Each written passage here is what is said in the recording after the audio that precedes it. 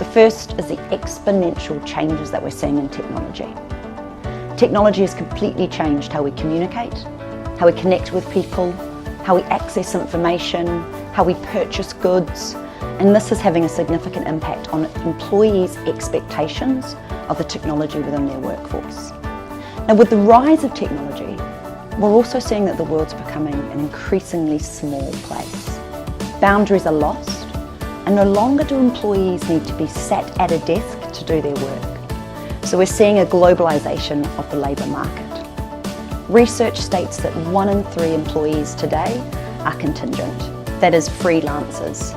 They go to an organisation, they work, they do a project and they move to another. So no longer is the concept of an employee for life. Now we've got employees who prefer to be flexible and to move from project to project, organisation to organisation based on their needs. This is great because we're seeing the increase in retirees going back to work, likewise mothers who don't want to go back to full employment. So contingent workforces bring a lot of benefits, but we also know there's some complications involved. Finally, we're seeing a huge shift in workforce demographics. It's predicted by 2020, 50% of the globe's employee population will be made up of millennials. Now this comes with it some things that organisations need to be really aware of. Millennials don't want to just go to work to do a job. They want to go to work and feel as though they have purpose and meaning. So corporate social responsibility is going to be more and more important in the future.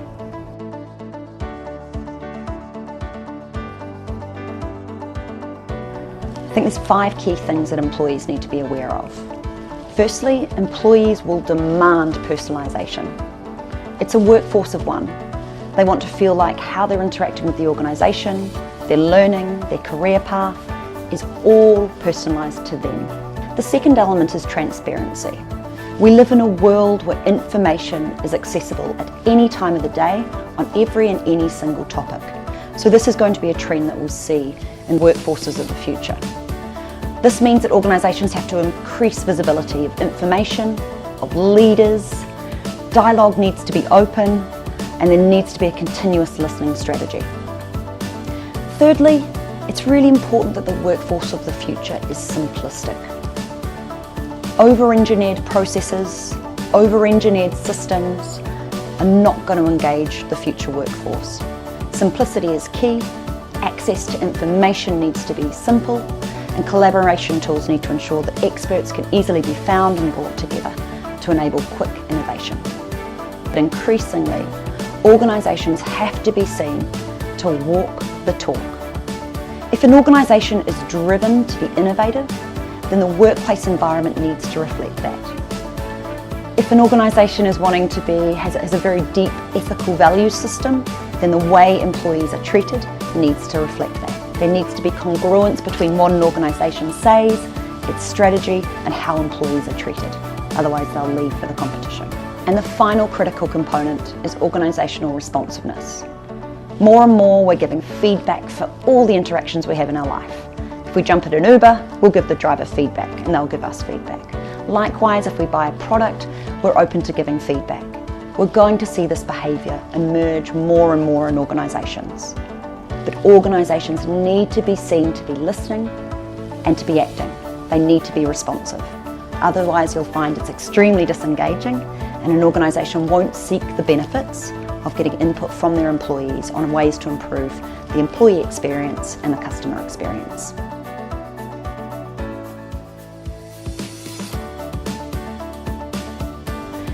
Generally speaking, the jobs that are least safe are those that are low paid and extremely repetitive, ones that generally don't need a university education to execute. Also, they're jobs that require going through a huge amount of data that's standardised that computers can do otherwise. So these are positions like loan officers, cashiers, telemarketers, paralegals and legal assistants, taxi drivers, and even there's a fast food cook now called Flipper that's removing the job of cooking burgers in the US. On the flip side, there's a number of jobs which are safe in regards to being eliminated by automation. These are the ones that require the building and maintenance of complex relationships. So positions like mental health workers, occupational therapists, physicians and surgeons. Likewise, roles that require creativity are also not at risk of being replaced by automation now. But these roles that are safe, the story could be completely different in 5 years' time. These are what the predictions are today.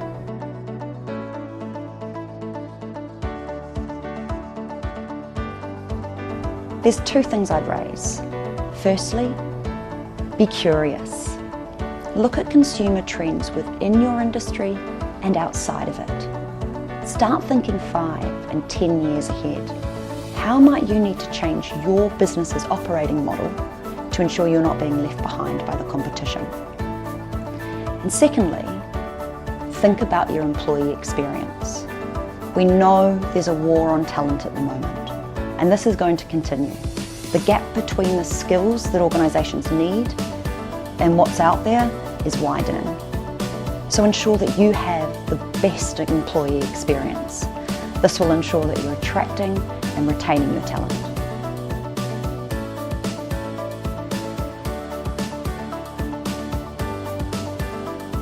I think it's really easy to be fearful of cognitive computing, machine learning, AI, but it's also really important to note that if put in the right hands, this will only enhance our lives, be it personal and working, and not take over them and be the detriment of the human race. It's our responsibility as human beings to ensure this technology is used ethically. We know that technology advances faster than morality. So one thing that all of us can do is ensure that we speak up and ensure that it's used to help us and not hinder us.